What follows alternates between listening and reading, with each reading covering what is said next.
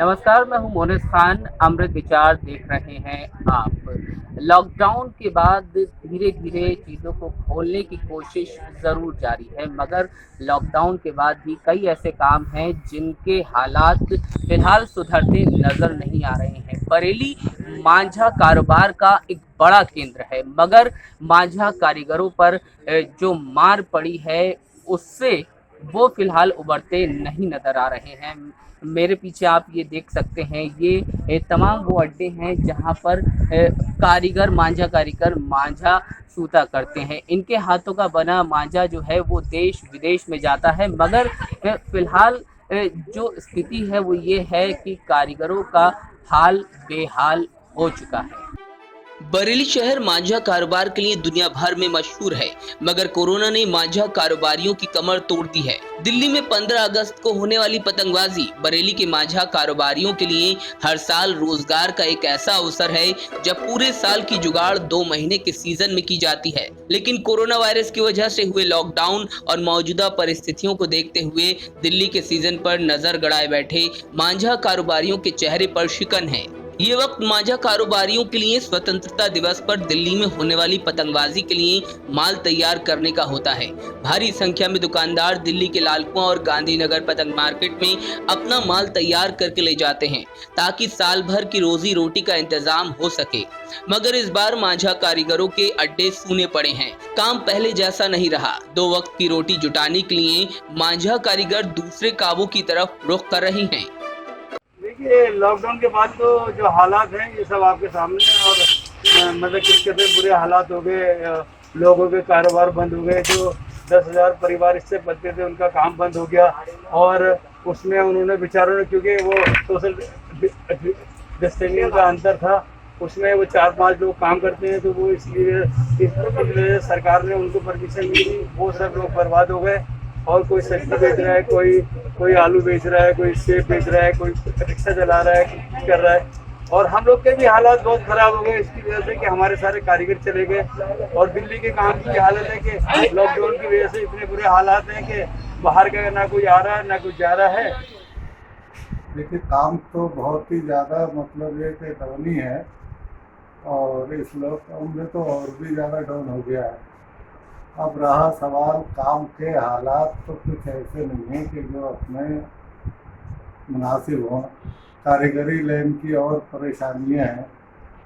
और जो कुछ भी अपने कोई काम का सिरा पैर होता है उससे अपने बहुत ही परेशानी नज़र आ रही है। जो दिल्ली के सीजन की बात है, 15 अगस्त के बाद काम की बात है, 15 अगस्त की, उसके आस पे काम करा जाता है, तो वो भी कोई उम्मीद नहीं मालूम पड़ रही है।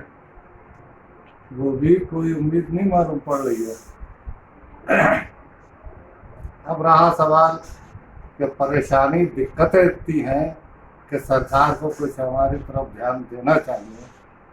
और हम तो हाथ करगा के कारीगर लोग हैं जो अपने हाथों से ही मांझा वांझा सूखते हैं, खून निकलता है, मेहनत कश लोग हैं। और उसके बाद में भी इतनी परेशानियाँ, मतलब ये दिक्कत परेशानियाँ उठा रहे हैं कि पूछे नहीं। कारीगरों के इन कटे हाथों को देखकर आप अंदाजा लगा सकते हैं कि किस खून पसीने की कमाई से इन कारीगरों का घर चलता होगा। इनकी मजदूरी भी इतनी होती है कि ठीक से एक परिवार का गुजारा भी ना हो पाए। ऐसे में लॉकडाउन ने इन कारीगरों पर कैसी मार डाली होगी, समझना मुश्किल नहीं। मैं इस वक्त खड़ा हूँ बरेली के बाकरगंज इलाके में। ये वो इलाका है जहाँ पर बरेली का मशहूर मांझा बनता है। मेरे पीछे आप देख सकते हैं, ये मांझे के वो अड्डे हैं जहाँ पर मांझा सूता जाता है और यहीं से तैयार होकर मांझा देश विदेश तमाम जगह पर जाता है। मगर लॉकडाउन के बाद इस कारोबार पर ऐसी मार पड़ी कि इससे जुड़े कारोबारी और कारीगर बदहाली में है। मेरे साथ एजाज मौजूद हैं, मांझा कारीगर हैं। मांझा वो बनाते हैं, अपने हाथों से तैयार करते हैं मांझा। उनसे बात करेंगे कि फिलहाल क्या स्थिति है इस पूरे लॉकडाउन के बाद, इसमें क्या हालात हैं। एजाज भाई, क्या स्थिति है फिलहाल? बहुत बुरे हालात हैं। कभी काम हो जाता है। लॉकडाउन से जब से 2-2.5 महीने हुए ये काम बंद है। बहुत ही परेशानी, इतनी लेबर परेशान है बेचारा, कोई रिक्शा चला रहा है, कोई फल बेच रहा है, कोई सब्जी बेच रहा है। बहुत ही परेशानी में आपको कुछ बातें हैं वो बता भी नहीं सकता। लोगों की है कहाँ कहाँ बेचारे मांग कर कैसे कैसे ना गुजारा करना। अच्छा, एक चीज मुझे ये बताइए कि फिलहाल का ये है कि अभी 2 महीने बाकी हैं, क्योंकि दिल्ली का सीजन जो होता है 15 अगस्त का, उसकी तैयारी जहाँ तक हमें पता है आप लोग अभी से करते हैं, 2 महीने पहले, और अभी से लोग वहाँ दुकानें देखना शुरू कर देते हैं। लेकिन अब जब हालात ये हैं तो ये सवाल इसलिए अहम है क्योंकि आप लोगों की, बहुत सारे कारोबारियों की पूरे साल की इनकम उसी सीजन पर होती है, आधारित होती है। लेकिन सवाल ये कि जब ये हालात हैं तो जहां से इंसान पूरे साल की अर्निंग कर रहा है उसी पर टिका हुआ है, तो इन हालात के बाद क्या स्थिति है? देखिए हमारे ये 2 काम के सीजन होते हैं, एक जयपुर और एक ये दिल्ली। 6 महीने से तैयारी करी जाती है उसकी, बहुत मेहनत से। अब ये भी खत्म हो गया। अब कभी कदार का जो है कोई शौकीन आ गया, उड़ाने वाले आ गए, वो मजा ले रहे हैं, कोई लेने वाला नहीं है। दिल्ली के बाद फिर लौट ये 15 अगस्त में काम हुआ, तो इतनी बुरी स्थिति है, बहुत बुरी। और लेबर का भी वही हिसाब है, लेबर ही बेचारी मारी कर रही है। सब लेबर के ही हैं, जितने लोग खड़े हुए हैं, जितने अड़े हुए हैं, ये सब जितने लेबर के ही हैं मांझे वाले। यहाँ पर कुछ लेबर के भी लोग मेरे साथ मौजूद हैं जो मांझा अपने हाथों से सूते हैं। मैं सबसे पहले दिखाऊंगा, आप भाई साहब अपने हाथ दिखाइए। ये देखिए आप इनके हाथ, ये हाथ हैं, कितनी मेहनत से ये लोग मांझे को जो है वो सूते हैं। उसके बाद लोग अपना शौक पूरा करते हैं, इनके हाथों से खून निकलता है, कटता है, तब जाकर के कहीं ये लोग आप लोग पतंग उड़ा पाते हैं, जो शौक पूरा हो पाता है। तो ये मांझा कारीगर मेरे साथ मौजूद है, उनसे बात करूंगा। क्या नाम है भाई साहब? हसरत, हमें ये बताइए फिलहाल कैसे चल रहा है आपका गुजारा? ऐसे ही चल रहा है, जैसे समझ लो 100 कमा लिए, कभी 50 कमा लिए, कभी 150 कमा लिए, इससे ज़्यादा नहीं।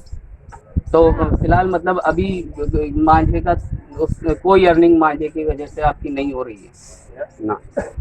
चलिए, यहाँ पर और कुछ और कारीगर मेरे साथ मौजूद हैं, मैं उनसे बात करूंगा, उनसे पूछूंगा कि फिलहाल किस तरह से उनके घर का गुजारा चल रहा है, क्योंकि बाहर का काम बंद है, लोकल जो हो रहा है उस पर निर्भर नहीं रहा जा सकता, क्योंकि बाहर का काम बंद है।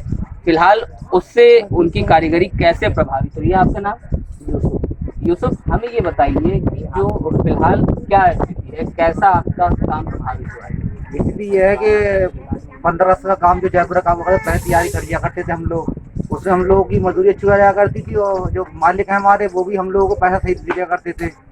अब कई 3 चौथा महीना चल रहा है ये, अब काम हुआ ही नहीं है। अब मालिक को काम नहीं हो रहा है तो समझ लो, और हम पे कर्जा हो गया है, और जैसे कितने लोगों से एक दूसरे से उधार ले लिया है।